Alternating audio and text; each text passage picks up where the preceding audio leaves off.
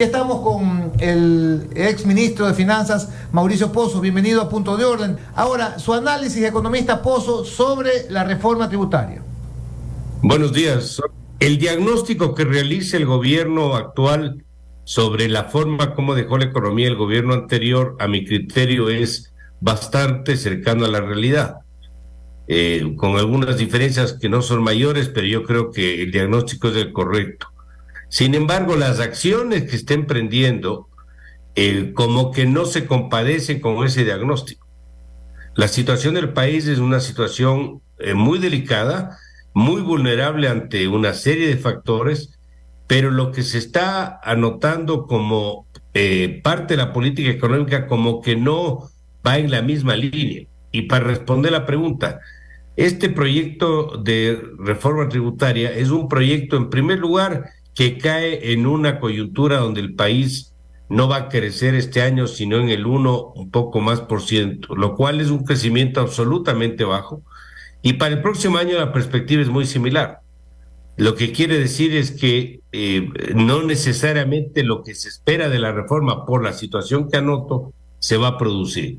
En segundo lugar, es un proyecto que si da recursos, los brindará en un periodo más largo. Esto no significa recursos de manera inmediata y el país necesita el día de mañana los fondos. Por esa razón no resuelve el problema emergente que se tiene y hacia adelante puede dar recursos, pero no necesariamente en la magnitud que se espera por la razón que acabo de citar. En tercer o cuarto punto, hay algunos elementos que están constantes en el proyecto de ley que tienen por varias razones. Uno de ellos, el asunto de las amnistías. Las amnistías como un tema esporádico puede ser algo aceptable, pero en el Ecuador eso se ha convertido en algo recurrente, por lo que ya se produce lo que se llama un incentivo perverso para no pagar. Es decir, gastarme en un proceso de pago, si eso se da, eso quiere decir que algo no está funcionando de manera correcta. En segundo lugar, la baja del impuesto al IVA para el tema de la construcción, a pesar de que entiendo que en este momento están en discusión, en la práctica se ha demostrado, y en la teoría económica también, que eso no da resultados. Precios diferenciados, en este caso tributos diferenciados para actividades, nunca da buen beneficio, nunca da un buen resultado. Obviamente un problema que genera distorsiones, y voy a explicar con un simple ejemplo. Si yo soy agricultor, yo puedo argumentar y decir, mi actividad genera más empleo, lo cual es verdad, que la construcción. Y eso que la construcción produce bastante empleo.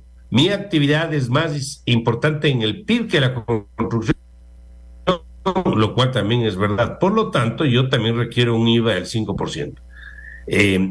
No es el problema del IVA el problema de la construcción o de otras actividades. El IVA, por cierto, es de los más bajos de la región. Yo sé que no pueden cruzar el IVA, pero los problemas mayores son otros. Problemas de financiamiento, problemas de altos costos por importaciones, por los aranceles que son el doble de los países vecinos. Una ley laboral que no ayuda a la contratación porque es caduca, es obsoleta. Esos son los problemas emergentes y no el tema del IVA. Entonces, si se cree que vamos a reanimar la economía porque el IVA baja en una actividad, yo creo que estamos haciendo un diagnóstico equivocado. No me quiero extender, pero sí añadir un punto adicional. El asunto de la retención del 2 al 3% le va a dar algo más de flujo al fisco, pero no le cambia las cifras. Es decir, la parte financiera no cambia, lo que cambia es el flujo, es decir, recibe de manera más homogénea mes a mes recursos, pero en el déficit fiscal no se mueve. Es decir, el tema de estructura del problema tampoco se cambia.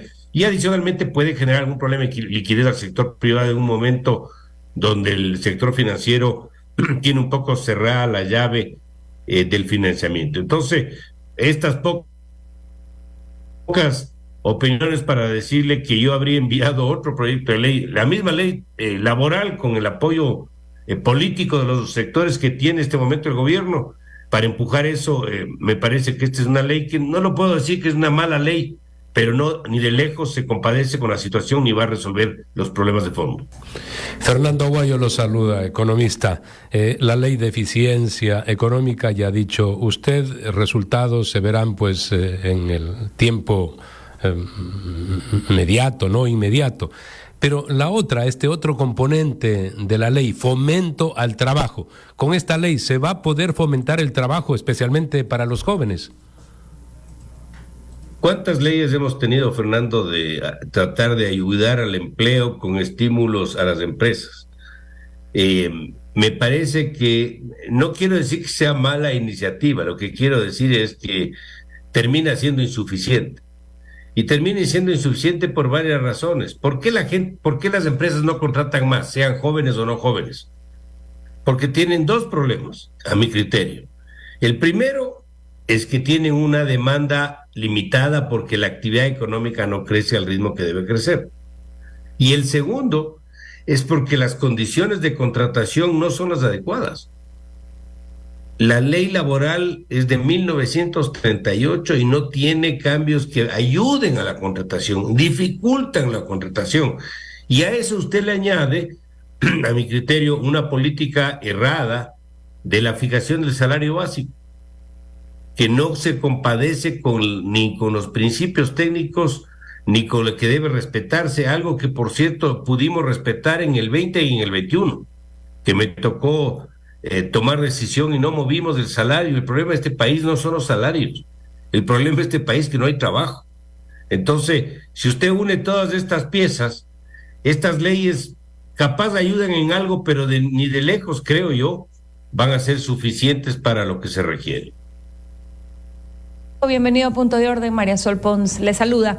¿Cree usted que esta propuesta del presidente Noboa lo que hace es comprar tiempo de cara a 2025 y una posible reelección? Es decir, no impactar hablando de temas incómodos como la focalización de subsidios o la eliminación de subsidios o temas que hieren a ciertos sectores sociales, sino un poco en la línea de lo que habló él con el Fondo Monetario Internacional acerca de un crédito puente. ¿Pensaría que usted que esa es la visión de esta reforma? A ver, empezando por la última parte, los multilaterales, yo he conversado con ellos, están dispuestos a ayudar al Ecuador, el Fondo Monetario y el resto de entidades, pero quieren ver un programa económico. Ahora no tenemos algo estructurado, integral, unificado, que ponga el norte con claridad, que sepamos a dónde va a caminar. Un proyecto como el que se envió es una pieza, no es de ninguna manera un programa económico ni un programa integral, y quieren ver eso para buscar ayudar al país a pesar del corto tiempo que va a estar el gobierno. Eso en cuanto a la posición de los multilaterales.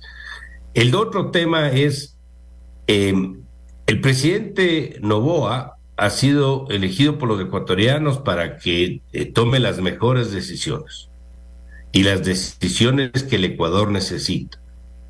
Si el presidente Noboa va a estar pensando para cada decisión si va o no a ser afectado en la elección del 25, que él quiere ser candidato, estamos muy complicados, porque el país no va a caminar, no va a mejorar. Y lo peor es que si él resultara electo para el 25 y no hace lo que se tiene que hacer, él mismo se va a golpear por la herencia que él mismo va a recibir de su propia gestión. Por lo tanto, para responder su pregunta, puede ser parte de las, que yo digo, las alternativas o las estrategias, pongámoslo entre comillas, ir pasando el tiempo para que no se tomen decisiones que políticamente le puedan afectar, pero me parece que la intención no debería ser esa. El tema, por ejemplo, de los precios de los derivados de combustible es un tema mucho más importante, mucho más emergente que esta ley. Eso le puede dar recursos al Estado al otro día. Son cerca de 3,000 millones de dólares, que no es fácil políticamente, estamos absolutamente claros. Pero ya lo hicimos en el pasado, no es que no se lo ha hecho. El 20 teníamos, recordará usted, un ajuste del 5% mensual y después del 3%, yo estaba en funciones en esa época. ¿Y para qué? Para poder alcanzar precio despolitizar el precio de los derivados, como existe en la mayoría de países, menos en el Ecuador. Entonces me parece que sí debemos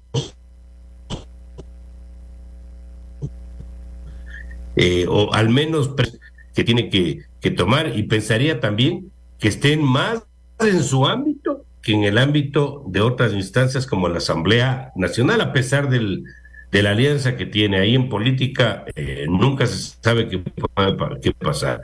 Pero como repito, si va a estar siempre midiendo si le afecta o no le afecta, esto no se va a mejorar y la situación va a ir empeorando poco a poco. El problema es que la forma fácil de lograr adeptos para una elección es actuando de manera irresponsable. Nosotros aspiramos, lo dijimos en varias entrevistas, a los diferentes candidatos, incluido al señor Daniel Noboa, que si gana la presidencia, cualquiera de ellos, hay que asumir con la mayor de las responsabilidades, no siquiera pensar en que es de 1 año 8 meses, saber que le nombran presidente para sacar de la crisis aguda que vive el país, haciendo las cosas responsables, a cuando éstas pues no le den votos a futuro. Pero lo fundamental es corregir las distorsiones y mejorar las condiciones del Ecuador. Es lo que se debe hacer.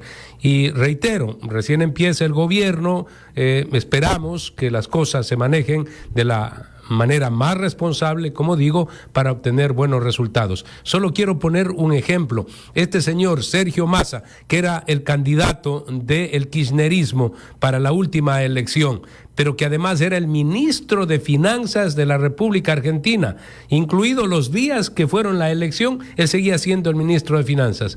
Por supuesto, a ese país populista en donde se le entrega todo a cambio de votos, ha subido creo que 17 puntos del PIB en los últimos meses a través de dádivas para obtener los votos. Imagínense, no ganó, ahora vino otro presidente, el que le toca tomar este país desquiciado, destruido, solo para poner un ejemplo de cuando no se actúa con responsabilidad. Es correcto, Fernando, absolutamente de acuerdo con esto. El problema en la economía es que usted no puede, como se dice en inglés, no hay free lunch, no hay almuerzo gratis aquí. Es decir, si uno deja de hacer las cosas, algún rato viene la factura. Y la factura viene por varias vías, por más desempleo, con más pobreza, con menos crecimiento, porque unos tienen que pagar lo que otros no hacen. Es decir, siempre viene la factura y no es responsable seguir pateando el problema. Y ahí podemos citar varios campos. ¿Cómo puede ser que en los primeros 10 meses de este año, del 23, baja el ingreso del presupuesto al 8%?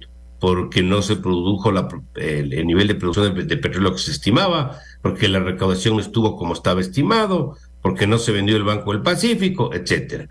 Y al mismo tiempo que baja el ingreso, el gasto no solo que no baja el 8%, no solo que no se mantiene, sube también en el 8%. Si no le ponen un techo a eso, eso va a ser una bola de nieve.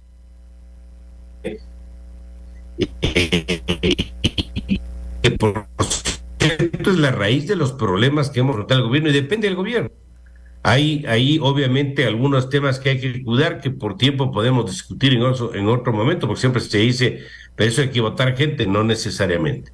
Hay que definir roles, responsabilidades. El Estado no es empresario. Cuando digo yo empresas públicas, esto es una irracionalidad. El Estado no tiene por qué ser empresario. ¿Qué hace el Estado? Ni vendiendo gasolina, ni administrando hidroeléctricas, ni administrando empresas de telecomunicaciones. Ese no es el rol del Estado. El Estado está para lo que la gente necesita: salud, educación, seguridad, justicia. Para eso está el Estado, no para los otros roles. Entonces, esa definición va a ayudar al tema del déficit fiscal y del tamaño del gasto público, donde el gobierno, tiene una responsabilidad. El tema de la seguridad social es un problema de los afiliados, pero también es un problema fiscal. Eso también está, buena parte, no todo, en manos del gobierno. Ahí también podría emprender lo que ya hablamos, el tema laboral. Hay modalidades que se pueden emprender sin asamblea y la reforma, obviamente, con asamblea. Mejor aún si hay el pacto o la alianza, como se llame, con los otros grupos. Entonces, A ratos me da la impresión como que están disparando a donde no deben disparar. Hay una situación complicada, un diagnóstico, como dije al principio, bastante cercano a la realidad. Sin embargo, los tiros van por otro lado y eso me preocupa. Gracias, economista Mauricio Pozo, por sus precisiones en el ámbito económico. Buenos días.